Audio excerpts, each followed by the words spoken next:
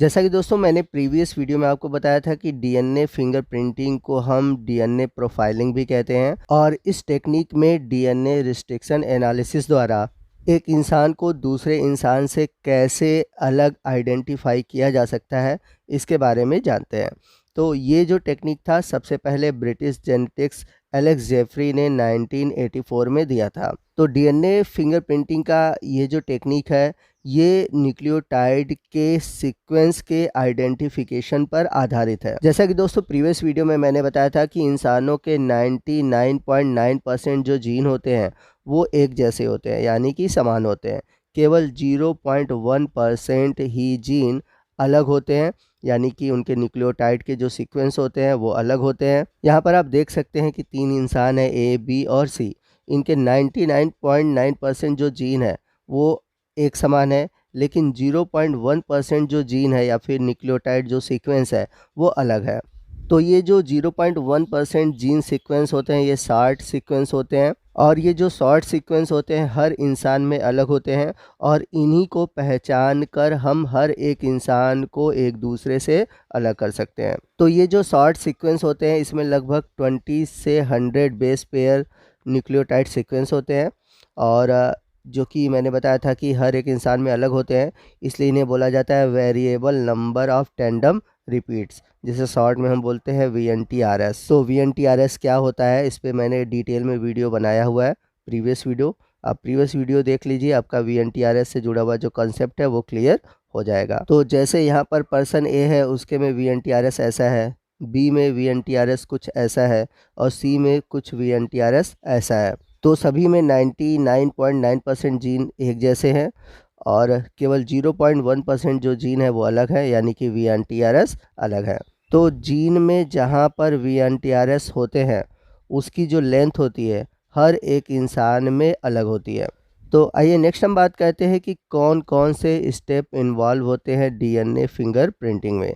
तो सबसे पहला है आइसोलेशन ऑफ डीएनए, दूसरा है रिस्ट्रिक्शन डाइजेशन, थर्ड है जेल इलेक्ट्रोफोरेसिस, फोर्थ है साउदर्न ब्लॉटिंग, फिफ्थ है selection of DNA probes and six है हाइब्रिडाइजेशन और लास्ट है फोटोग्राफी। तो सबसे पहला स्टेप है आइसोलेशन ऑफ डीएनए। तो हम डीएनए को आइसोलेट कहाँ से करते हैं, यानी कि डीएनए को अलग कहाँ से कर सकते हैं। तो कोई इंसान है उसके ब्लड से या फिर उसके जो हेयर का रूट है उससे, स्किन से, स्लाइवा से, स्पर्म से, इन सभी चीज़ों से हम डीएनए को अलग कर सकते हैं। अब आइसोलेशन ऑफ डीएनए के बाद हमारा जो दूसरा स्टेप है वो है रिस्ट्रिक्शन डाइजेशन। तो इसमें हम करते क्या है कि जो हमें आइसोलेट हुआ डीएनए मिला हुआ है उस डीएनए को हम रिस्ट्रिक्शन एंजाइम द्वारा छोटे छोटे फ्रेगमेंट में कट करते हैं और डीएनए को इस छोटे फ्रेगमेंट में कट करने की टेक्निक को हम बोलते हैं RFLP, यानी कि रिस्ट्रिक्शन फ्रेगमेंट लेंथ पॉलीमॉर्फिज्म कहते हैं। तो सेकेंड स्टेप के बाद अगला जो स्टेप है वो है जेल इलेक्ट्रोफोरेसिस। तो जो डीएनए हमने कट किया है उस डीएनए सैंपल को हम क्या करेंगे, एगरोस जेल इलेक्ट्रोफोरेसिस में लोड करते हैं। जैसा कि आप सभी जानते हैं कि जो डीएनए फ्रेगमेंट होते हैं वो निगेटिवली चार्ज होते हैं।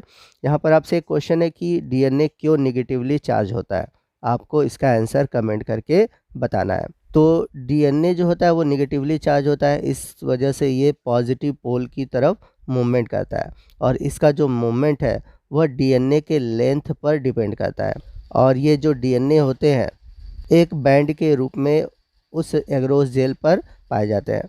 तो हम क्या करते हैं, डबल स्टैंडर्ड डीएनए को एल्कली से ट्रीट करते हैं जिससे कि वो सिंगल स्टैंडर्ड डीएनए में ब्रेक कर जाते हैं। चलते हैं अगले स्टेप की ओर और अगला स्टेप है साउदर्न ब्लॉटिंग टेक्निक। तो इसमें करते क्या है कि जो सेपरेटेड डीएनए फ्रेगमेंट है उसे नायलॉन मेम्ब्रेन या फिर नाइट्रोसेलुलोज फिल्टर पेपर पर ट्रांसफ़र किया जाता है। तो इसमें करते क्या है कि जो नाइट्रोसेलुलोज फिल्टर पेपर है उसको हम एगरोस जेल पर रख देते हैं, पूरी रात रख देते हैं और ये क्या करता है डीएनए फ्रेगमेंट को एब्जॉर्ब कर लेता है। इसके बाद अगला जो स्टेप है वो है सिलेक्शन ऑफ डीएनए प्रोब। तो हमारा जो सिंगल स्टैंडर्ड डीएनए था उसका नॉन सीक्वेंस बनाया जाता है जिसे हम डीएनए प्रोब कहते हैं। तो जो डीएनए प्रोब है यह ऑर्गेनिज्म से प्राप्त किया जाता है या फिर इसे हम cDNA टेक्निक द्वारा बनाते हैं। cDNA का मतलब है कम्प्लीमेंट्री डीएनए मेथड। अब इसके बाद क्या कहते हैं कि ये जो डीएनए प्रोब है इसको हम रेडियो एक्टिव आइसोटोप द्वारा लेबल्ड करते हैं। अगला हमारा जो स्टेप है वो है हाइब्रिडाइजेशन। तो इसमें हम क्या करते हैं, जो हमारा होस्ट डीएनए है और जो डीएनए प्रोब है इन दोनों को एक दूसरे से हाइब्रिडाइज कराया जाता है। तो जो डीएनए प्रोब है वो क्या करता है, होस्ट डीएनए के जो सीक्वेंस है उसके कम्प्लीमेंट्री को तैयार करता है और इस तरह से डीएनए हाइब्रिड तैयार हो जाता है। तो इस तरह से जो नाइट्रोसेलुलोज फिल्टर पेपर है उस पर डीएनए हाइब्रिड तैयार हो जाता है और जो बचा हुआ बेस सीक्वेंस है उसे वॉश कर दिया जाता है। इसके बाद अगला जो स्टेप है वो है फोटोग्राफी। तो इसमें करते क्या है कि एक्सरे फिल्म पर ऑटो रेडियोग्राफी द्वारा जो नाइट्रोसेलुलोज फिल्टर पेपर है उस पर फोटोग्राफ किया जाता है और फिल्म को एनालाइज किया जाता है to determine presence of hybrid DNA. आइए नेक्स्ट हम बात करते हैं कि डीएनए फिंगरप्रिंटिंग के क्या क्या एप्लीकेशन है। तो जैसे कि अगर हम बात करें फॉरेंसिक साइंस में डीएनए फिंगरप्रिंटिंग का यूज़ किया जाता है सॉल्व करने में रेप केस या फिर मर्डर केस। जैसे अगर हमें किसी व्यक्ति का जो मर्डरर है उसका ब्लड सैंपल मिला हुआ है तो यहाँ पर देख सकते हैं कि जो मर्डरर है और जो सस्पेक्ट है अलग अलग उनको कंपेयर करते हैं। तो उनको कंपेयर करेंगे तो आप देखेंगे जो मर्डरर है जो सस्पेक्ट 3 है उसके जो एनालिसिस है यानी कि जो डीएनए के फिल्म है वो देखेंगे आपको एक जैसे दिख रहे हैं। तो यहाँ पर आप देख सकते हैं कि जो डीएनए पैटर्न है यानी कि जो डीएनए का बैंड है वो एक जैसा है। इसके अलावा जो डिस्प्यूटेड पेरेंटेज है उनको पता कराने में भी मदद मिलता है। जैसे कि हमें पता करना है कि किस व्यक्ति का बेटा है या बेटी है, यानी कि बायोलॉजिकल फादर या फिर बायोलॉजिकल मदर पता लगाने में भी इसका यूज़ करते हैं हम। जैसे कि यहाँ पर चाइल्ड का डीएनए पैटर्न है तो जो 50% डीएनए वो फादर का होगा, 50% जो डीएनए होगा वो मदर का होगा। तो यहाँ पर आप देख सकते हैं कि जो पेरेंट ई है और एफ है इन दोनों के पैटर्न जो है चाइल्ड से मिल रहे हैं। तो फर्स्ट पैटर्न जो है वो ई से मिल रहा है, ठीक है, और जो सेकंड पैटर्न है ये जो रेड वाला है ये आपका मिल रहा है एफ से। तो इस तरह से हम बायोलॉजिकल फादर और मदर के जो मिस्ट्री हैं उसको सॉल्व कर सकते हैं। इसके अलावा जो डीएनए फिंगरप्रिंटिंग है इसका यूज़ किया जाता है पेडिग्री एनालिसिस में, जैसे कि डॉग, कैट, हॉर्स, खासकर ह्यूमन। तो इस तरह से डीएनए फिंगरप्रिंटिंग का हम यूज़ करते हैं।